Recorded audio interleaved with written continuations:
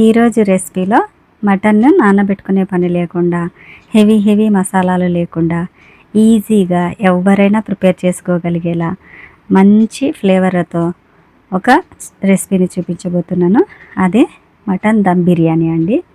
మంచి కలరు, మంచి టెక్స్చర్తో చాలా బాగుంటుంది.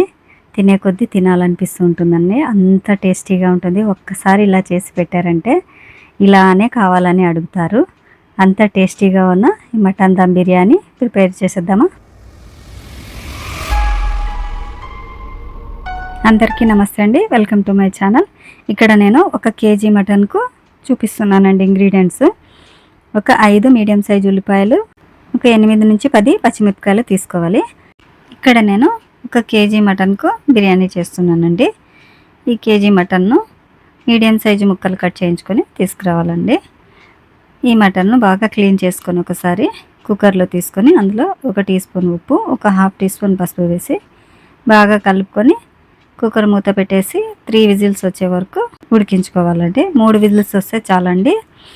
మటన్ కొంచెం లేత మటన్ అండి, త్వరగా ఉడికిపోతుంది. ఇలా మటన్ను ఉడికించుకొని పక్కన పెట్టేసుకుందాము. ఇలా మటన్ ఉడికించుకొని బిర్యానీ చేయడం వల్ల బిర్యానీ ఎక్కువసేపు ఉంటుందండి. అలాగే ఇక్కడ నేను 1 కేజీ బియ్యాన్ని తీసుకున్నాను. ఒక హాఫ్ అన్ అవర్ ముందే నానబెట్టేసానండి ఆల్రెడీ. ఆ కేజీ బియ్యం కూడా ఒక half KG normal Sona masoor rice, ఒక హాఫ్ కేజీ బాస్మతి రైస్ కలిపి చేస్తున్నానండి. మనం బిర్యానీ ప్రిపేర్ చేసేలోపు ఇంకొక హాఫ్ అన్ అవర్ పడుతుంది. ఇలా కడిగిన రైస్ని 1 అవర్ వరకు నానబెట్టుకోవాలి. ఇప్పుడు ఒక పెద్ద సైజు గిన్నె తీసుకొని ఆ గిన్నెలోకి 1 కప్పు దాకా ఆయిల్ వేసుకోవాలి. కొంచెం ఆయిల్ ఎక్కువగానే పడుతుందండి. ఇందులోకి హోల్ గరం మసాలా అండి. ఈ మసాలాలు ఏ ఒక్కటి స్కిప్ చేయొద్దండి.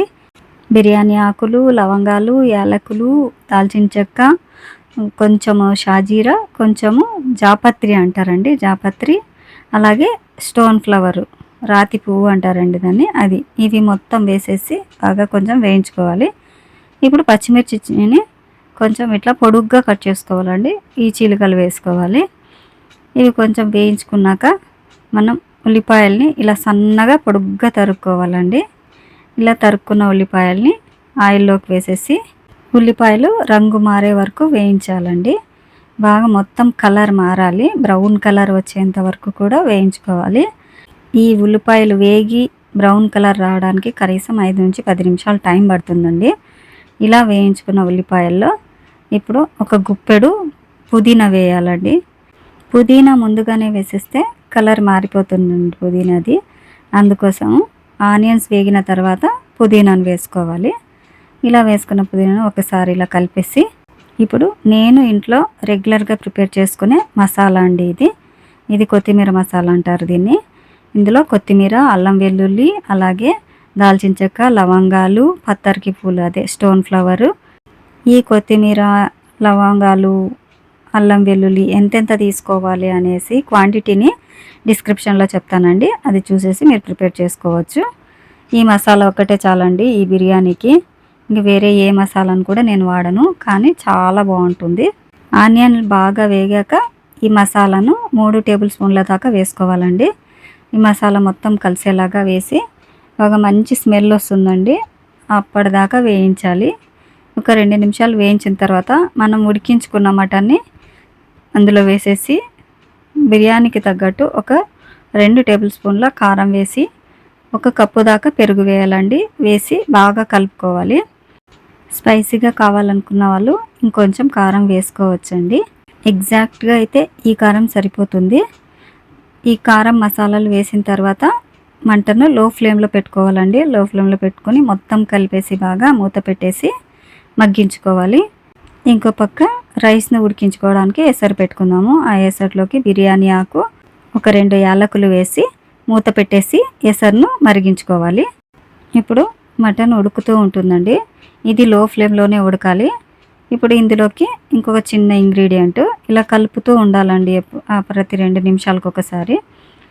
అజినమోటో అంటారండి దీన్ని. అదే బిర్యానీ సాల్ట్ అంటే మార్కెట్లో దొరుకుతుందండి. ఇది ఒక చిటికెడు అంటే చిటికెడు వేయాలి. అలాగే ఒక మీడియం సైజు నిమ్మకాయ రసం తీసుకొని ఆ రసం వేసుకోవాలి. ఇవి ఎప్పుడు చివర్లో వేయాలండి. ఆ తర్వాత తగినంత ఉప్పు వేసుకోవాలి. ఇక్కడ 2 స్పూన్ల దాకా పడుతుందండి. ఆ ఉప్పు వేసుకొని ఒకసారి బాగా కలిపేసి మళ్ళీ మూత పెట్టేసి లో ఫ్లేమ్లో ఉడికించుకోవాలి. ఈ మటన్ లో ఫ్లేమ్లో ఉడికిస్తేనే మసాలాలు బాగా పడతాయండి మటన్కు. ఇప్పుడు మన రైస్కు ఎసరు మరిగిపోయిందండి. ఇలా ఎసరు సలసలా మరుగుతూ ఉన్నప్పుడే మనం రైస్ వేయాలి. ఇందులోకి ఒక హాఫ్ టీ స్పూన్ అంతా ఆయిల్ వేసుకొని 3 నుంచి 4 టీ స్పూన్ల దాకా ఉప్పు వేసుకోవాలండి. సాల్టీగా అవ్వాలండి వాటరు, అంత ఉప్పు పడుతుంది. అంత ఉప్పు వేసుకోవాలి. ఒకసారి చెక్ చేసుకొని వేసుకోండి. తర్వాత రైస్ వేసుకోవాలి. మనం కడిగి ఉంచుకున్న రైస్ మొత్తం వేసేసి హై ఫ్లేమ్లోన 70% ఉడికేలాగా ఉడికించుకోవాలండి. పూర్తిగా ఉడికించుకోకూడదు. తర్వాత కలర్ కోసం నేను ఇక్కడ ఆరెంజ్ ఫుడ్ కలరు అలాగే గ్రీన్ ఫుడ్ కలర్ తీసుకున్నాను. ఇందులోకి పాలు పోసి నానబెట్టేసుకుంటున్నాను. ఇది కేవలం కలర్ కోసమే. మీకు ఇష్టం లేకపోతే స్కిప్ చేసి కుంకుమ పువ్వు, ఫ్రైడ్ ఆనియన్స్, కొత్తిమీర, పుదీనాతో కూడా గార్నిష్ చేసుకోవచ్చండి. నేను ఇక్కడ మంచిగా కలర్ఫుల్గా ఉంటుంది అని చెప్పేసి నేను ఈ ఫుడ్ కలర్ని తీసుకున్నాను. మీకు ఇష్టం లేకపోతే స్కిప్ చేసుకోవచ్చు. ఇలా ఫుడ్ కలర్ని తీసుకొని బాగా పాలల్లో కలిసేలాగా మొత్తం కలుపుకొని పక్కన పెట్టేసుకోవాలి. బాగా హెవీగా కాకుండా కొంచెమే తీసుకున్నానండి. ఈలోపు మన అన్నము ఉడికిపోయిందండి. నేను స్టవ్ ఆఫ్ చేసేసాను. ఇప్పుడు ఈ అన్నాన్ని చుక్క గంజి లేకుండా మొత్తం వార్ చేసుకోవాలండి. స్ట్రైనర్ ఉంటే స్ట్రైనర్లోకి అన్నాన్ని వేసేస్తే ఒక 10 నిమిషాలు వదిలేస్తే మొత్తం గంజి మొత్తం దిగిపోతుందండి. ఇప్పుడు మనం మటన్ని చూద్దాము. చూడండి, ఇలా కలర్ మారాలి. డార్క్ బ్రౌన్ కలర్ వచ్చేదాకా ఇలా లో ఫ్లేమ్లో ఉడికించుకోవాలండి. మటన్ ముక్కకు మసాలా మొత్తం బాగా పడుతుందండి. ఇలా ఉడికిస్తే ముక్క కూడా ఎక్కడ చెదరదు. ఇప్పుడు ఇలా ఉడికించుకున్న మటన్లో నుంచి సగం మటన్ని పక్కకు తీసుకోవాలండి. ఇలా వేరొక గిన్నెలోకి తీసుకొని పక్కన ఉంచుకోవాలి. మిగిలిన మటన్ని మొత్తం గిన్నె అంచులకు సర్దాలండి. ఇలా గిన్నె అంచుల్లోకి సర్దేసి మధ్యలో మొత్తం అంతా మసాలా ఆయిల్ వచ్చేస్తుందండి. ఇలా సర్దాలి. ఇప్పుడు స్టవ్ మీద ఒక పెనం పెట్టుకొని ఈ గిన్నెను దానిపైన పెట్టేసి ఒక లేయరు రైస్ వేసుకోవాలండి. మనం ఉడికించుకున్న రైస్ ఉంది కదా, ఒక లేయర్ మొత్తం రైస్ వేసుకోవాలి. ఆ రైస్ మీద మనం గ్రీన్ ఫుడ్ కలరు అలాగే ఆరెంజ్ ఫుడ్ కలర్ చేసుకున్నాం కదండి, ఆ ఫుడ్ కలర్ వేసుకోవాలి. ఇలా కొంచెం కొంచెం వేసుకోవాలండి. సగం వేసుకోవాలి, సగం మిగతా స్టెప్కి వస్తుంది.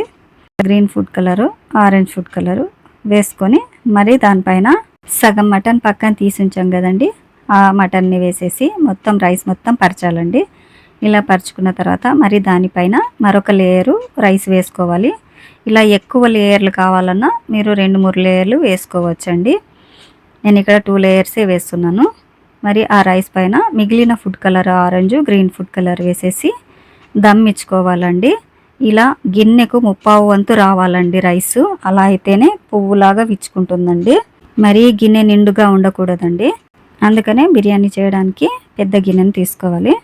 ఇప్పుడు గిన్నె మీద ఒక తడి కాటన్ క్లాత్ను వేసేసి దాని మీద మూత పెట్టేసి ఆ మూతను ఈ తడి క్లాత్తో మొత్తం కవర్ చేసేసేయాలండి. ఇలా కవర్ చేసేసి దాని మీద వెయిట్ పెట్టాలండి. ఇది మీకు చూపిస్తానండి దూరం నుంచి కొంచెము. నేను ఎప్పుడు ఇలానే దమ్మిస్తానండి. మటన్కు కానీ చికెన్కు కానీ బిర్యానీకు ఇలానే దమ్మించుకుంటాను. చూడండి, ఇలా ఇలా కవర్ చేసేసుకోవాలి. ఇప్పుడు దీనిపైన వెయిట్ పెట్టాలండి. నేను ఇక్కడ ఒక నీళ్ళ గిన్నెను పెడుతున్నాను. ఇలా వెయిట్ పెట్టేసి 20 నుంచి 25 నిమిషాల దాకా లో ఫ్లేమ్లో దమ్మించుకోవాలండి. ఇలా పొగలు వస్తున్నాయి చూడండి, ఇలా పొగలు రావాలి. ఇలా పొగలు రావాలండి. ఇప్పుడు దీనిలోకి ఒక 3 టేబుల్ స్పూన్ల దాకా నెయ్యిని వేసుకోవాలండి. నెయ్యి ఫ్లేవర్తో బిర్యానీ చాలా బాగుంటుంది. ముందే నెయ్యిని వేసుకుంటే నెయ్యి మొత్తం అడుగుకు చేరిపోతుందండి. ఇలా నెయ్యిని వేసి 1 నిమిషం పాటు మూత పెట్టాలండి. తర్వాత ఎలా పడితే అలా బిర్యానీని కలపకూడదండి. ఇలా ఒక పక్కగా బిర్యానీని కలుపుకోవాలి. ఇలా కొంచెం కొంచెం తీసుకొని బిర్యానీ కలుపుకోవాలండి. చూడండి ఎంత బాగుందో. ఇలా పువ్వులాగా పొడి పొడిగా చాలా బాగుంటుందండి. మంచి ఫ్లేవర్తోన తక్కువ మసాలాలతో చాలా అంటే చాలా బాగుంటుందండి. ఒకసారి ట్రై చేయండి, తప్పకుండా నచ్చుతుందండి మీకు. ఇలా రెడీ అయిన బిర్యానీని రైతాతో సర్వ్ చేసుకోవాలండి. ఇలా రైతాతో సర్వ్ చేసుకుంటే తింటే ఉంటుందండి, మై మర్చిపోతారు. నిజంగా చెప్తున్నాను, చాలా అంటే చాలా బాగుంటుంది. ఒకసారి మీరు కూడా ట్రై చేసేయండి. ట్రై చేసి ఎలా వచ్చిందో కామెంట్ సెక్షన్లో చెప్పడం మర్చిపోకండి. వీడియోని లైక్ చేయండి. లైక్ చేస్తే మరికొంతమందికి ఈ వీడియో రీచ్ అవుతుంది. అలాగే మీ ఫ్రెండ్స్ అండ్ ఫ్యామిలీకి షేర్ చేయండి. Thanks for watching.